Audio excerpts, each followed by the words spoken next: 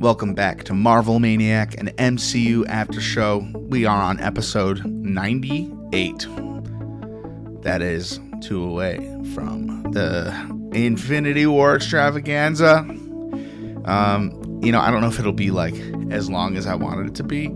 I have a really cool thing for the episode, as vague as I can tell you. And I just gotta say, I kind of want that to be the centerpiece, and I'm very proud and excited to share a little surprise with you for our 100th episode. But in the meantime, you can see things are getting a little mean and green. And okay, The Incredible Hulk from 2008 is a movie that I remember loving and knowing that they were going to be bringing him into the MCU, which was just being set up.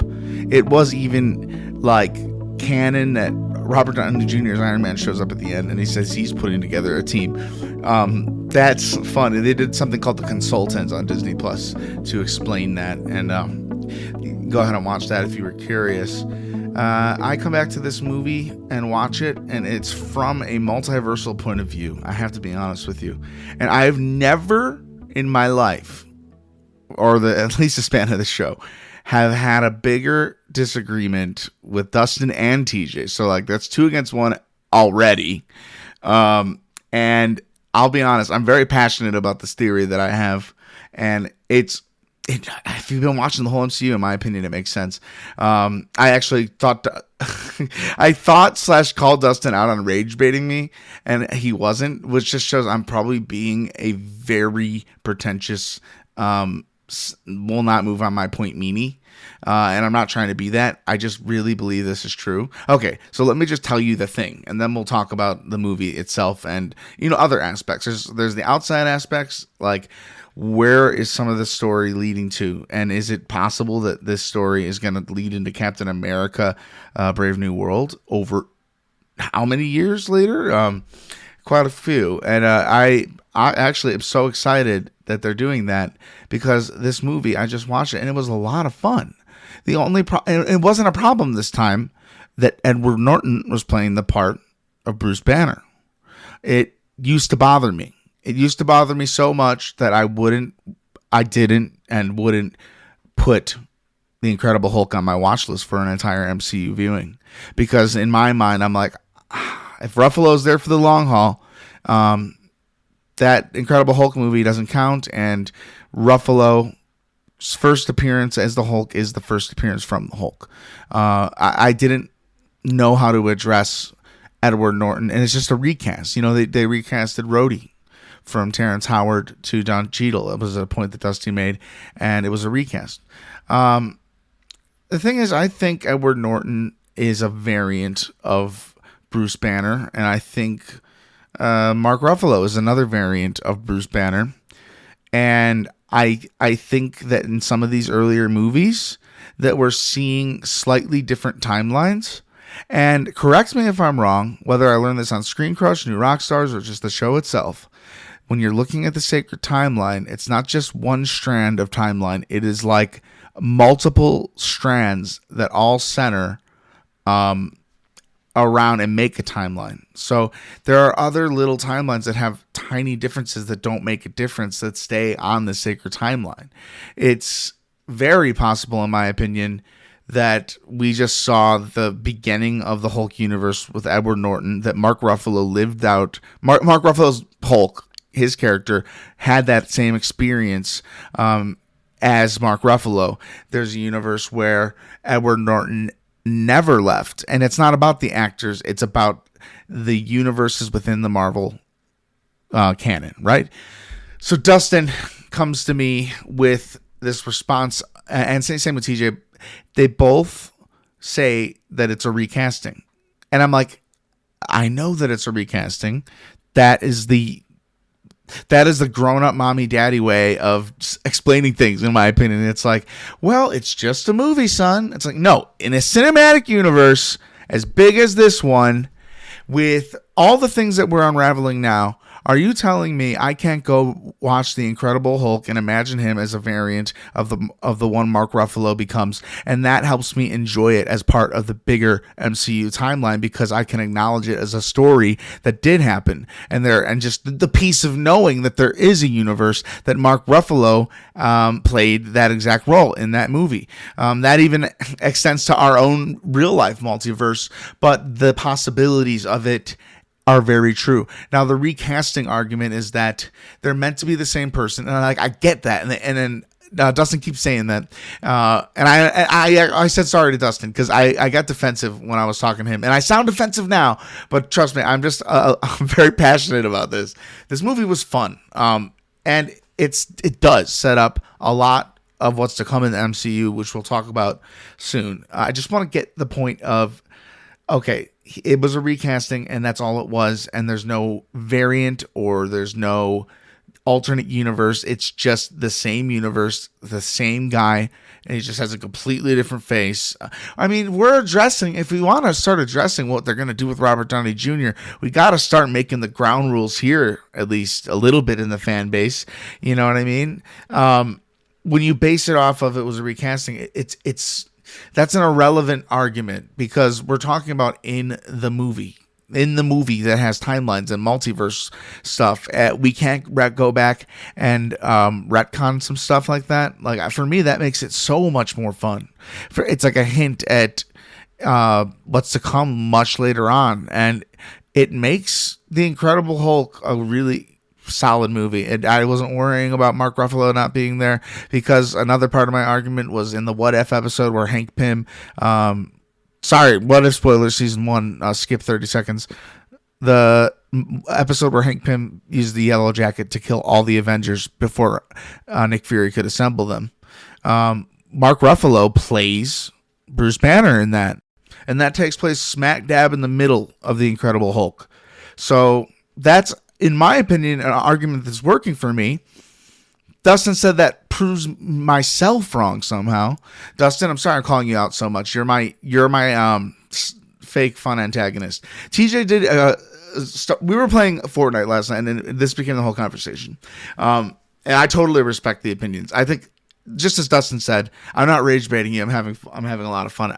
I actually, obviously, I'm having a lot of fun because I've been talking about this for 7 minutes and 30 seconds.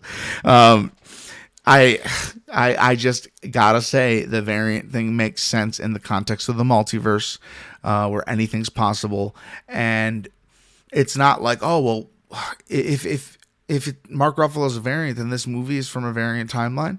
Yes, a very distant variant timeline. And he's like, so you're telling me Iron Man with Terrence Howard is like that too?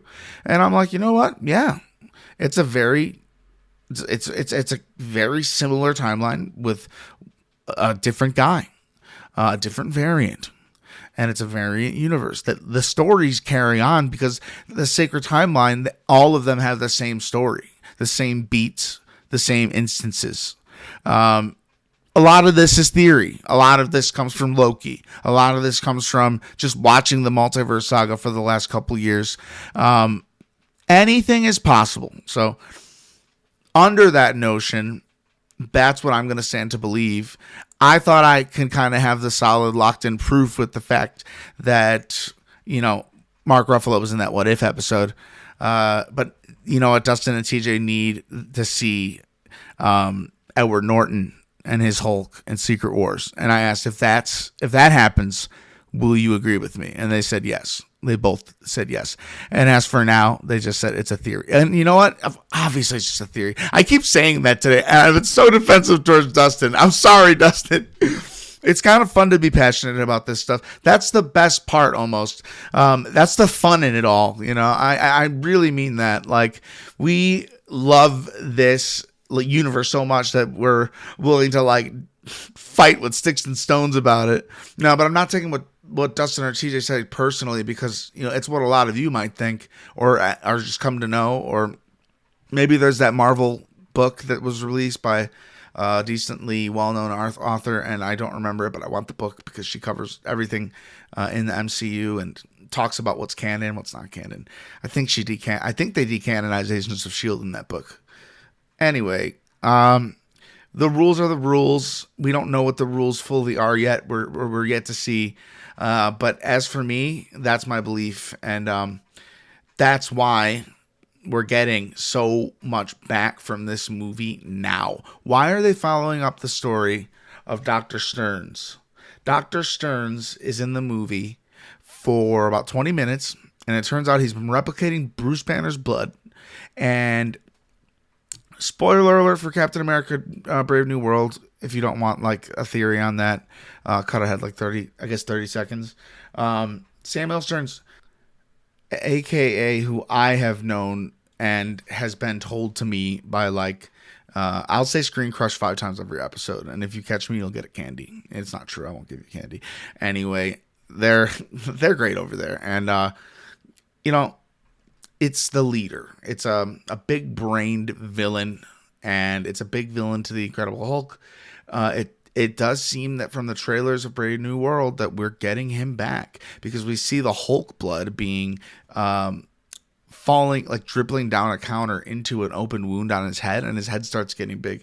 So who knows how long he's been in the background pulling strings, but he's still relevant and coming back. Same with General Ross from this movie. We get to see the beginning and origin of Ross. We even get to see in the opening shots of The Incredible Hulk, Bruce Banner being turned into the Hulk and how he got on the run for the first time.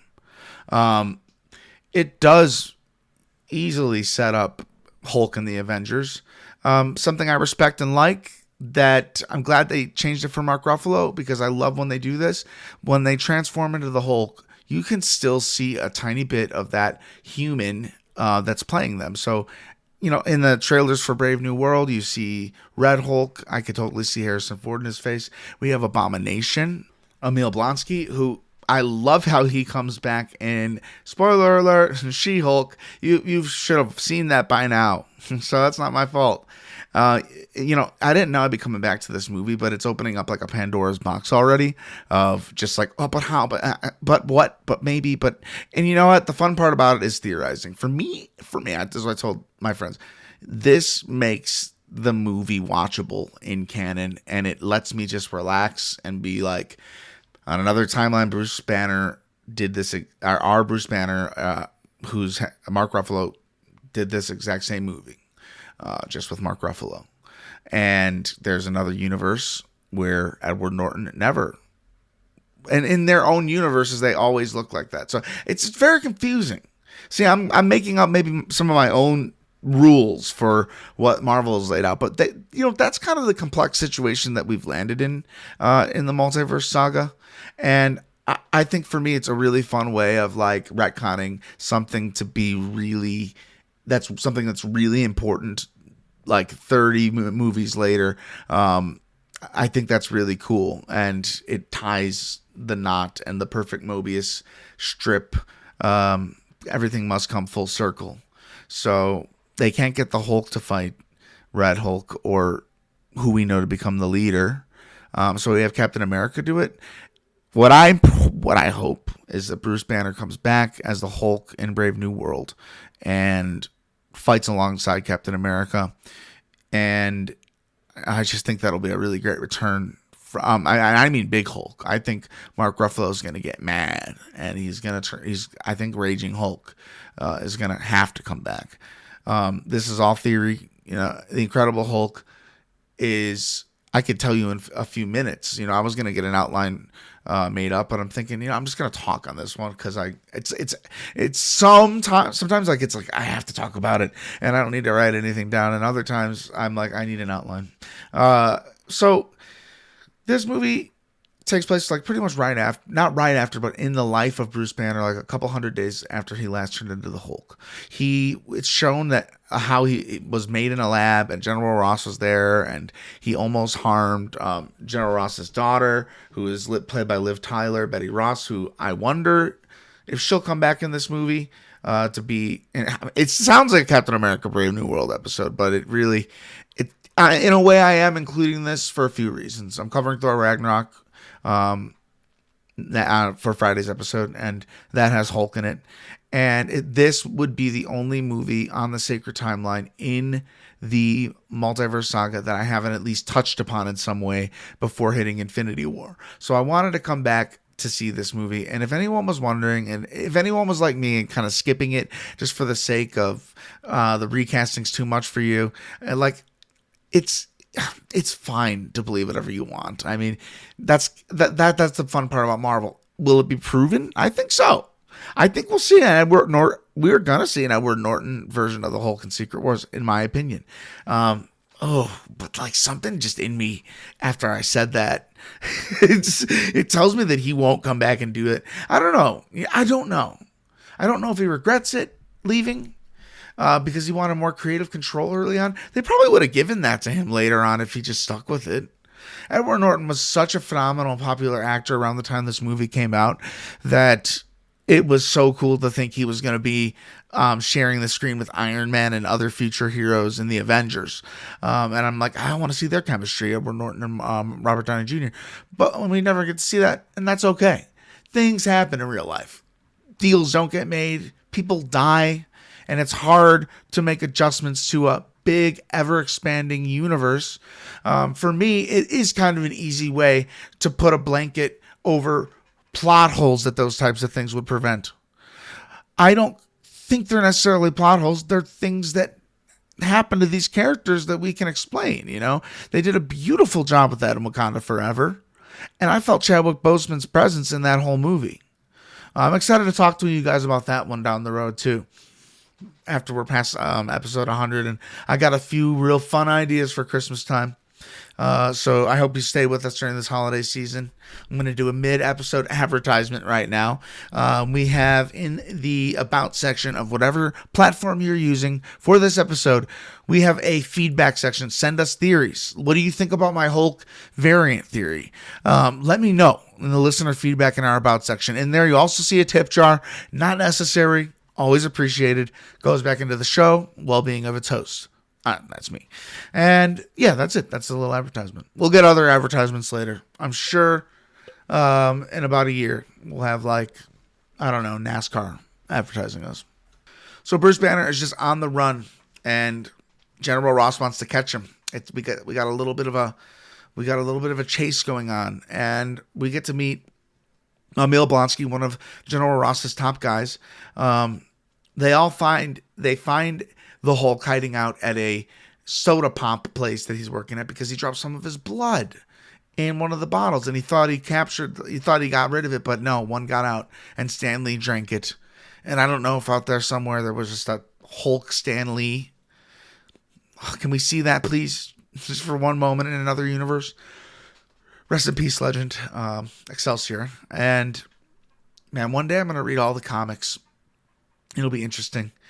It's hard for me to read comics, like the style. It's always been hard for me to follow. Like my brain, and that's on me. Like my brain is just weird. Like I love the stories that the source material all this comes from.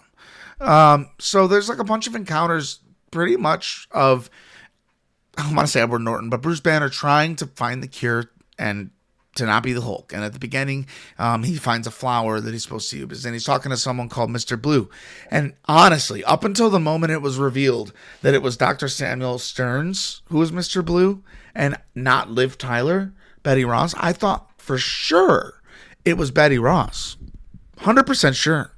But no, it was the leader. And we learn that he has all this blood. So I don't know what he's been doing in the background for the past, 18 years. But we're going to find out in Brave New World. That's a testament to what Marvel aims to do. They want to bring their stories home. I want to see the Abomination more after She-Hulk. I kind of figured he'd be, either him or Red Hulk would be in the Thunderbolts. And Zemo. But, there's a lot of surprises they want to keep in store for Marvel. Who knows what the Thunderbolts is going to be like. I knew this was going to be a broader episode because it's an older movie, and I'm not trying to show disrespect to it, but the main elephant in the room for this movie is the recasting. And me being the biggest Marvel fan there was up until a week or maybe very recently was like, this is constantly pushed as the second movie in the MCU. If not the third, I forget if it took 2008. If it was 2008, it was the second movie in the MCU. And they're still bringing back, they brought back William Hurt to be General Ross so many times, to be antagonist for the Avengers, to set him up to be Red Hulk. And unfortunately, as an untimely demise, we had to lose him, but for the reason that Harrison Ford comes in. And now I'm going to be asked by the people saying multiverse theory, so what does that mean? Is this another universe's General Ross? And my answer to that is I don't know yet. I'm going to think a lot about it. I'm not saying I'm right. I think it's a fun idea, and it kind of overtook my thought process of this movie and talking to you about it. But I figured it's kind of a low stakes movie to do that for. So if you're enjoying the format, leave me some feedback in that section, in the About section. Don't you dare hesitate. If you're going to rate us, please rate us positively on whatever app you're listening to us on. It goes the longest way. I need to get my Apple reviews up. There's one stinker review in there. Give me a couple of good ones. If you like the show, of course. If not, hey, there's our feedback box. But I will never embarrass you. I'll read your messages on the show, unless it's something I don't feel comfortable reading or it's rude. So it's great. It'll be great to hear from you guys. So I like the Hulk in this movie, the design of the Hulk. It's definitely late 2000s CGI, like 2008 looks just about right. But I got to say Abomination looked pretty good. And Hulk didn't look horrible. And he showed a lot of emotion. And I'm sure if Ruffalo didn't get recast and it was Norton the whole time, I can imagine Betty Ross, played by Liv Tyler. I can imagine her character probably being around a little bit more in that case. I wonder if she'll come back into play for Brave New World, since Ross is going to become Red Hulk. She's dealt with something like this before. She has a little experience in the Hulk department. But I gotta say, like, there's that What If episode, and Mark Ruffalo and her are talking similar to Edward Norton and her. And it's either proof against my theory or major proof for my theory. Now I have to title this episode based off the theory. Dang it. You know what? The movie, you've probably seen it. And if you haven't, I actually don't want to spoil it for you. I don't imagine people are going to come in here having fresh seen The Incredible Hulk from 2008. So maybe my recommendation, I should say this at the beginning of the episode. Maybe you should watch the movie first. But no, you could go watch the movie now and decide whatever way you want. You know what I mean? I kind of like this theory, and we'll see if it comes true. I don't know. The only way is to see a variant of Edward Norton in Secret Wars. I'm kind of, the more times I say it, the more I doubt it, but it'll still be my headcanon no matter what, that two different universes, two different Bruce Banners. We mainly focus on Ruffalo's banner. I just love the idea. No one should have done anything. This is like fan fiction at this point, guys. What else could go wrong? You know what? I'm excited for the future of the MCU, and watching this movie made me feel like so at home and cozy because it had the most OG MCU vibes. It felt like a Marvel Cinematic Universe movie. It ran like one. There wasn't many dull moments in this movie for me. I did watch it in two parts. But it wasn't shut off for any reason that I was bored or anything. It was like I was going to bed and I wanted to be wide awake to watch this. I'm so into it. And significant moments of this movie, I'd say it was the development of the Hulk, actual Hulk, not Edward Norton, but he had he didn't have as much character development. I mean, in the end, he'll be in hiding again, just like he was at the beginning of this movie, like Mark Ruffalo's hiding in the first Avengers. So, not too much development for him, but for the Hulk himself as maybe a separate character. We know Bruce is in there. We're still figuring all that out even. We don't know how much of Bruce that is. We don't know how much of just the Hulk that is. But the Hulk seems to be his own character. And for him to be able to put the thoughts together to see this is a bad guy and I must be a good guy and defeat the Abomination. The look on General Ross's face, perfect. He's exhausted and he's defeated because he did this to Emil Blonsky. And I believe Emil Blonsky even says something like that in She-Hulk. Now I'm excited to go watch She-Hulk. Emil, more follow-up on Blonsky. What a cool character. What and he's a cooler character because I was anticipating him from seeing him in She-Hulk. So they're doing a lot to connect this movie, even in current projects. I mean, She-Hulk was a couple years ago now, but well, it wasn't that long ago. You know, they're trying to keep that continuity, trying to send the subtle message whenever we touch back on it that this movie is a part of the MCU. This happened, and it's a part of the Hulk's story.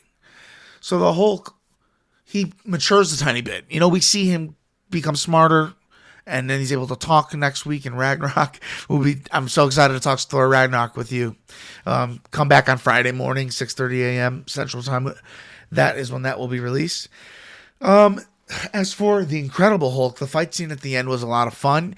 It definitely, dude, like Abomination, like was flinging people like off of bridges with a car. Like he was brutally hurting. He was hurting people.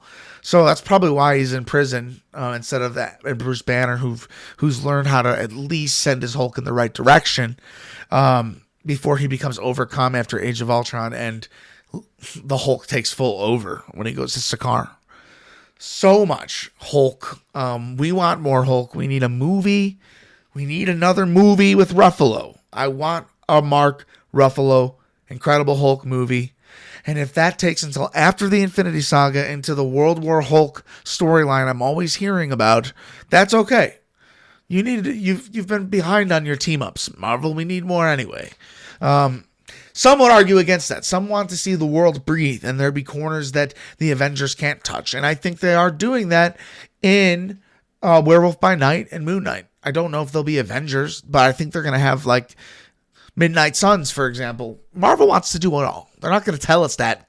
It's going to overwhelm us as fans and make us go off the rail. But look at Marvel. They want to do all of it. They want to do it right. They want to do Kang right. They're cutting off Kang and they're rethinking about him. I'm sorry to say in 10 years, this will still be happening in the MCU. Jonathan Majors will still be around. And we might just have a different perspective or learn new things, and maybe they'll pick it up later. Great proof from this movie all the way until Brave New World. They're picking up plot lines and closing those circles. So as long as they pick it up and then put it back down the right way, I'm okay with it. The end of this movie, like I said, finds him back on the run. There might be a few significant parts I'm missing, but honestly, this was kind of a simple movie. Action-packed thriller, and I'd say more of it was action than it was dialogue. And I think the dynamic between Liv Tyler's Betty Ross and Bruce Banner, I think it's adorable, and it makes me think a little bit of how Natasha can be the one to calm him down. His love interests calm him down because he can see through that. At least the Hulk can. Thank you so much for listening today. If I bothered you today with this stupid theory, I'm sorry. It's not stupid. It's exciting. If you want to go watch The Incredible Hulk again, go watch it and do me a favor and let me know what you think. Or if you've recently seen it or just know it because you've never taken it out of the canon like I shouldn't have, let me know. Feedback section in our About. The feedback button in our About section. Sorry. I think this has been the most packed 28 minutes I've ever done. I've been ranting the whole time. I love it. No outline. What did you think? Hit us back in that feedback. I really want the feedback. I just don't want it to be like super hypercritically mean. Like, you know what I mean. And me saying that might put off a few people who want to critique. You know, constructive critiques, like what can make the show better, not I can't stand your voice and how you rant off on different topics. Like, that's just who I am. And if you want to go listen to one of the other Marvel podcasts where they're not rambling and they're just covering thing by thing, doing it the old-fashioned way, go right ahead. I'm not keeping you here. This is who I am. I'm a unique human. I'm a funny guy, I think. I like to think. Only when I'm not trying. And I'm confident in my theories and takes, and I love doing it. So sometimes you got to tone out everything and be a big baby and accept what you think to be real is canon. TJ and Dustin, I think you might be right on this whole thing. We might not see Ed Norton again, but I want to shout out to you for sparking me doing an episode days early because you lit a flame in me, my friends.